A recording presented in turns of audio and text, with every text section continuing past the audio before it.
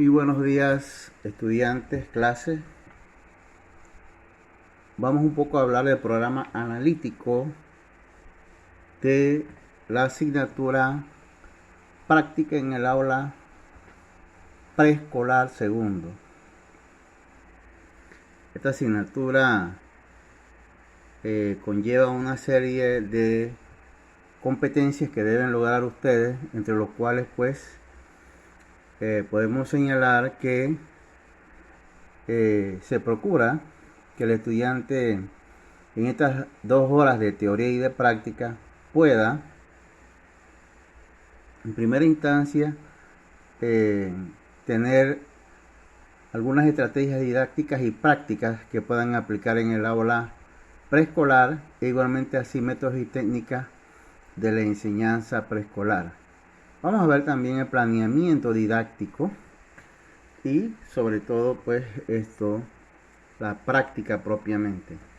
Como su nombre lo indica, esta es una asignatura de práctica, de modo que después de una serie de sesiones que vamos a dar sobre algunos aspectos puntuales que ustedes deben considerar cada vez que van a dar clase, que está fundamentalmente en la preparación de las clases que van a dar a cada grupo de lunes a viernes.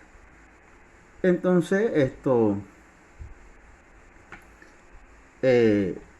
cada uno va a presentar su clase, una microclase. Cada uno va a hacer una microclase.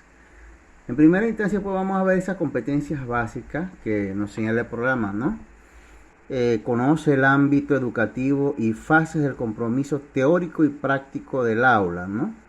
Reconoce los diferentes documentos de carácter administrativo, legales, entre otros. Este aspecto es importante porque cada maestro debe ser conocedor de la Ley 47 Orgánica de Educación y de las demás resoluciones y decretos que tienen que ver con la educación. Por ejemplo, debe conocer que toda escuela tiene unas autoridades administrativas y el docente debe cumplir con compromisos administrativos como es la entrega de planeamiento y otros aspectos que tienen que ver con su propia labor docente. Por otra parte, si el docente, por ejemplo, por alguna razón no llega a dar clase, él debe presentar su certificado de salud, ¿no? Entonces todo eso lo vamos a ver. Ustedes van a hacer una investigación de lo que conlleva la Ley 47 Orgánica de Educación y otros elementos que son importantes que lo tenga en cuenta el docente, ¿no? El docente no puede llegar y salirse, irse como quiera, ni nada por el estilo, sino que tiene que atender ciertas reglas. Por ejemplo, un docente que abandona su puesto, el Estado lo castiga si está nombrado por el Estado, que ese año no puede trabajar, ni el año siguiente puede ser nombrado, fíjese. Entonces no es una cosa de que yo me voy porque agarré una rabieta o porque por ahí tuve una cosa, un acto irresponsable, ¿no? Entonces hay aspectos legales que uno tiene que cumplir, ¿no? Luego también vamos a ver cómo podemos hacer adecuaciones en el programa para atender al contexto preescolar, ¿no? Esto es importante porque no es lo mismo dar preescolar en la Escuela República de Chile, que está en la capital, que dar un preescolar por allá en una escuelita del Darién o por ahí en las montañas de Boca del Toro o de Veragua, ¿no? Entonces esa preparación y esa programación se va dosificando atendiendo a el lugar, también el contexto donde está el grupo. Bien, dentro de esto vamos a ver estos diversos métodos y técnicas que podemos utilizar en la enseñanza y aprendizaje del estudiante preescolar. Importante que sepan que el maestro de preescolar no puede ser un maestro que se sienta. Eso lo puede hacer un maestro de secundaria, quizás hasta primaria de quinto o sexto grado, pero el maestro de preescolar tiene que tener claro que él no puede sentarse. Él tiene que estar activo, porque estamos hablando de niños de 4 años y niños de 5 años, que esos muchachos no se cansan nunca. Entonces el maestro no puede sentarse, tiene que estar siempre activo y dinámico.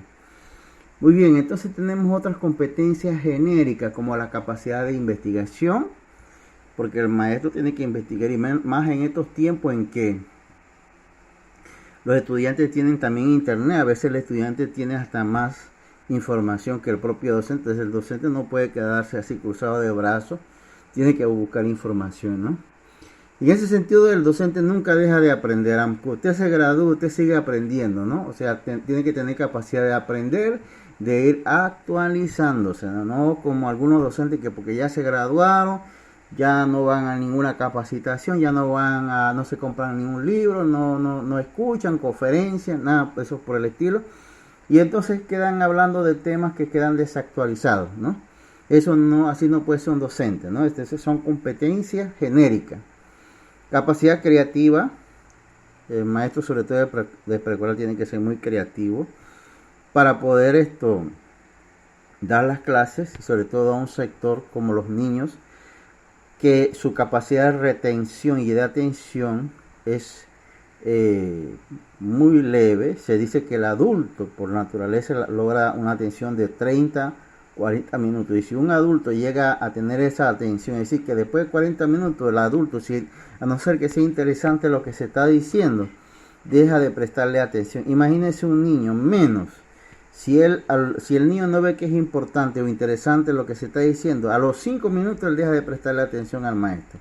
Por eso es importante que el docente siempre tenga un tema interesante propio a la edad del niño, ¿no? Hay un compromiso ético y una responsabilidad social y ciudadana, ¿no? El docente es un ente público y no puede estar por ahí comportándose como le da la santa gana, ni dentro del salón de clase ni fuera del salón de clase, porque él debe tener una ética dentro de su puesto de trabajo y una ética fuera de su puesto de trabajo, ¿no? La ética es importante, y eso solamente con este tema no podemos pasar buen rato, pero la ética significa respetar a los compañeros. La ética significa que yo no me meto en asuntos que no me corresponden. La ética significa que yo cuido mi trabajo. La ética significa que si hay algo personal de algún docente, yo no tengo por qué estar publicándolo, si no es asunto mío.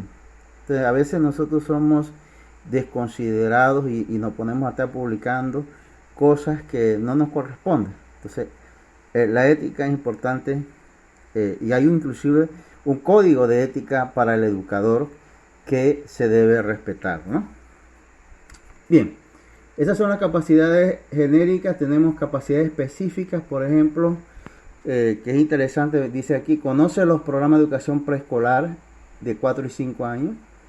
Esto es algo que es de cajón, ¿no?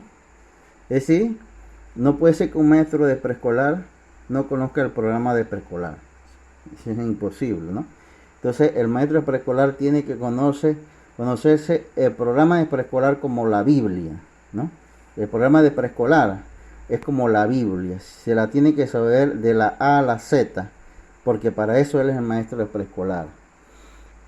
Procedimentales. El maestro de preescolar, el maestro de este sector debe ser un maestro capaz de resolver los problemas de las clases. No puede dejar las cosas por allí como quien dice que se resuelvan cuando Dios quiera. No. Se resuelven atendiéndolo. Para eso está ahí el docente, para ser mediador y resolverlo. Tiene que tener también competencias actitudinales. ¿A qué nos referimos con eso? Bueno, por ejemplo, debe ser una persona con compromiso moral y cívico, ¿no? Esos son los actitudinales.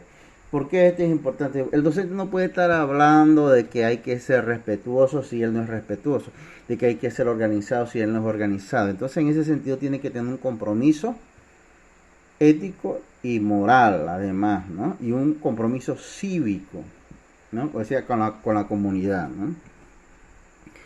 Bien, podemos seguir diciendo más que en este programa vamos a realizar una serie de actividades que, como todos ustedes saben, se van a poner en Classroom. Con fecha, ahí todo esos detalles ya ustedes los conocen, que se ponen fechas, que se ponen para qué día es, cuáles son los criterios, todo eso se escribe en Classroom. cada alumno puede volver allí y ver qué se va a hacer. Muy bien, como se dijo anteriormente, por ejemplo, a grandes rasgos podemos decirle que lo primero que vamos a ver como investigación propiamente son los aspectos administrativos y legales que conlleva la labor docente, ¿no? Y uno de los aspectos que debe conocer el docente es la Ley 34 Orgánica de Educación. Esa ley se la tiene que, es más, deben comprarla, ¿no? Por otra parte, vamos a ver en la Ley 47 Orgánica de Educación, ¿no? Ley 47 Orgánica de Educación, los decretos resueltos y resoluciones, ¿no? Esa es una investigación que ustedes van a hacer y que vamos a hacer aquí. Otros aspectos que vamos a ver son los métodos y técnicas de enseñanza, ¿no? Vamos a ver esos aspectos y cómo se puede trabajar con los estudiantes de preescolar, ¿no? Vamos a ver varias técnicas, varios métodos. En el tercer módulo vamos a ver un poco aquello de la programación, ¿no? La programación que se utiliza en preescolar. Y finalmente lo que más me gusta es que cada uno, porque así va a ser, cada uno va a hacer una o dos microclases.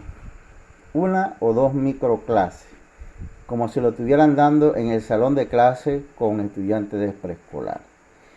Y con eso debemos terminar el semestre. Muchas gracias.